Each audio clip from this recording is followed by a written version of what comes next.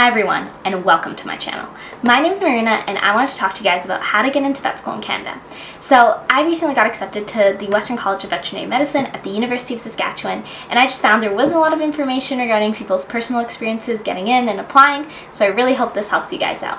And if you're thinking of becoming a veterinarian, make sure to keep watching. Okay, so there's 5 things that you want to consider before applying to vet school, and the first is choosing a school.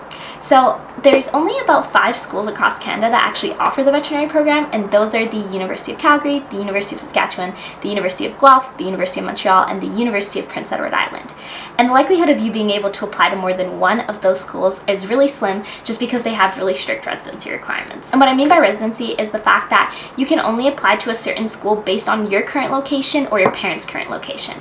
So for example, the University of Calgary will only accept Alberta residents, and to qualify as an Alberta resident, you have to have resided in Alberta for a certain amount of time, or your parents will have to have resided in Alberta for a certain amount of time. So it's really important that you look into what school you actually are qualified to apply for, because you don't want to, set up your courses to apply to a certain school and you can't even apply there. So once you've decided what school you can apply to, then you want to look into prerequisites. Prerequisites are courses that you have to take in order to get admitted to the veterinary program. Prerequisites are really important because they're often one of the first things that schools look into once you apply. And if you don't have the proper prerequisite courses, then your application won't even be considered. Now, prerequisites are often science-based courses, and each school has different prerequisites, so it's really important that you take those during your undergrad. And in terms of your undergrad degree, it doesn't really matter what you major in or what kind of degree you do, as long as you complete 2 years of that degree. So for example, I completed a Bachelor of Science with a major in Life Sciences, and I did do the full 4 years, but some people only do 2 years and then apply. You can apply after your 3rd year, so it's up to you how you want to structure your courses and when you want to apply. Once you've determined your residency and prerequisite requirements, make sure that you look into the program itself. Some schools will be tailored more towards large animal medicine, while other schools will be tailored more towards small animal medicine. So make sure you go to a school that is going to set you up for where you want to be in the future. Now, if you don't know what kind of vet you want to be yet, don't worry, there's still time for you to figure that out. You don't need to worry about that right now. There's still so much to learn, so don't panic if you don't know what you want to do yet. And maybe choosing a school for you will be based on other factors. For me, it was the fact that I want to pursue small animal medicine and the fact that I want to be close to home.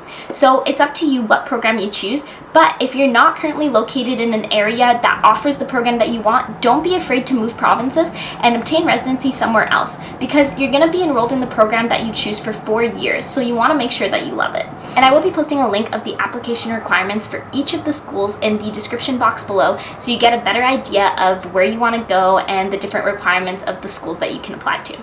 Number 2, GPA. Now, having a good GPA really goes a long way. GPA is really important when applying to vet school, and some schools even have a GPA cutoff. So for example, the University of Calgary, I believe, has a GPA cutoff of 3.0 for both your prerequisites and your 2-year GPA.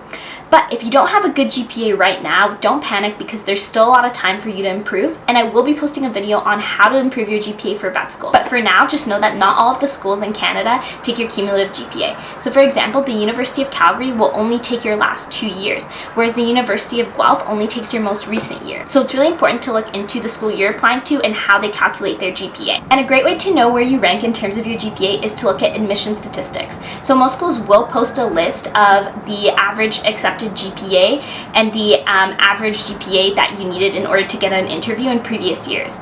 And those are things that are really great to look at, because you'll kind of get a sense of if you need to improve your GPA or if you're good with your GPA and you just need to focus on extracurriculars. So make sure you look those admission statistics up if you want to know where you rank in terms of your GPA. Okay, number 3, extracurriculars. When it comes to extracurriculars, there are 2 categories that are really important. Number 1 is animal-related volunteering, and number 2 is non-animal-related volunteering.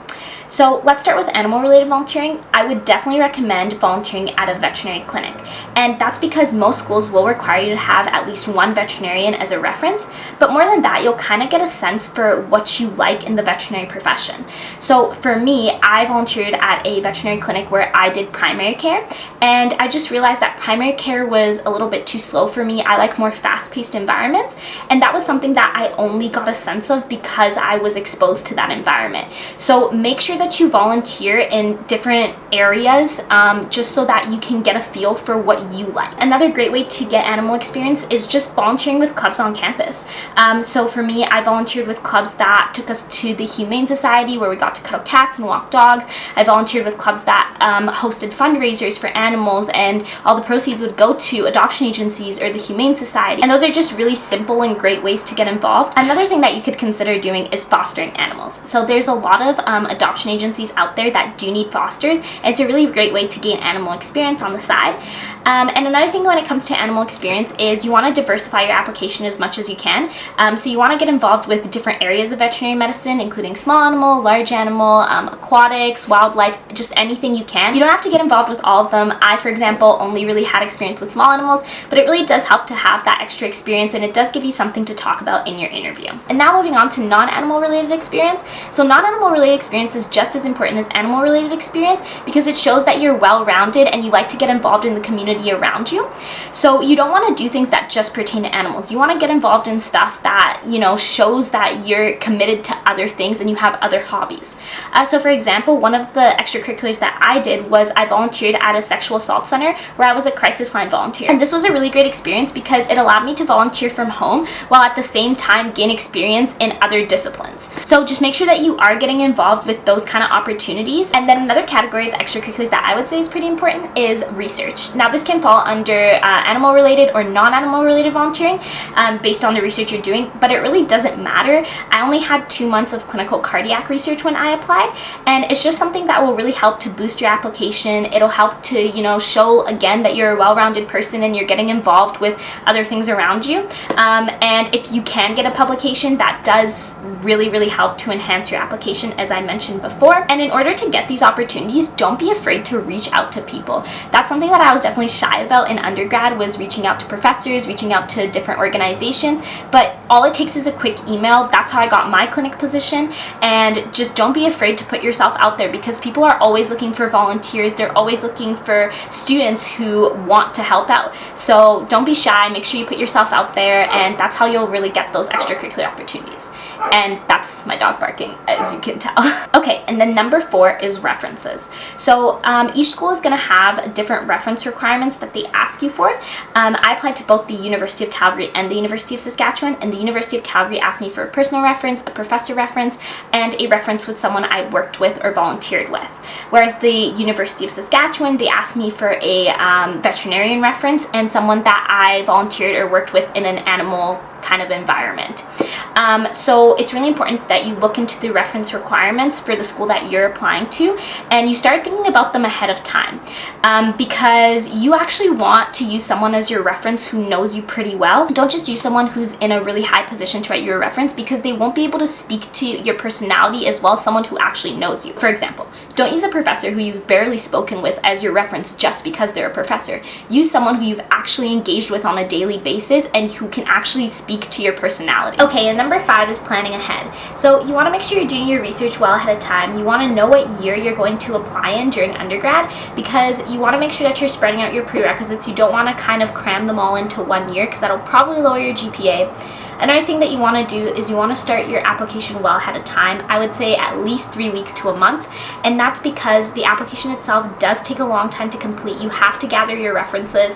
You're going to have to revise what you write down and probably get a friend to edit it, especially if you're writing a personal statement. So that's something that you want to have a lot of time to do. You don't want to have to be working on it the night before and, you know, kind of panic and feel overwhelmed. And then the last thing I think I would say is prepare well ahead of time for your interviews. Interviews are really challenging, and if you're one of those people who's not good at interviews like me, you want to make sure you're practicing well in advance. You don't want to be like a month before your interview and have to study up on a whole bunch of current events or not be very prepared. So make sure you talk to upper years. They can give you really great tips for your interviews, and I will be posting a video on how to do well in your interviews. I did prepare for both a panel and MMI interview, so I know how to study for both, but for now, just make sure that, you know, you're planning for those interviews ahead of time. Even if you haven't gotten an interview invite yet, start to prepare before you get that invite, because whether you get that invite or not, I promise you that experience won't go to waste. Okay, so that's it from me. Thank you so much for watching this video. If you have any questions, make sure to post them in the comments below, and if you like this video, give it a thumbs up and subscribe, and I'll see you guys later.